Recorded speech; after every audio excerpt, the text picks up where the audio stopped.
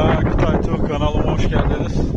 Bugün buradaki ceviz bahçesine kayağı çekeceğiz. Biraz otlanmış şu aralar. Bunların bir temizliğini yapacağız. Kaz ayağımızı taktık traktörümüze.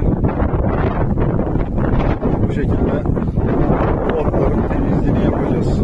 Önce bir baştan yanlamasına doğru süreceğim. Aralardaki şu otları falan temizlettirebildiğim kadar temizleyeceğim. Sonra arkadan aşağıya doğru ineceğim. Elimden geldiğini yapacağız. Hadi başlayalım o zaman. Evet arkadaşlar, şimdi yanlama sürümünü bitirdik. Şimdi boydan, yani diklemeyi yapacağız aşağıya doğru. Yanlama yer bayır olduğu için o yüzden video çekemedim. Şimdi biraz bu şekilde çekeceğim. Sesim belki kötü geliyor olabilir. Şu an bulunduğum yerde rüzgar var. Ağaçlardan da belli oluyordur. Hadi başlayalım.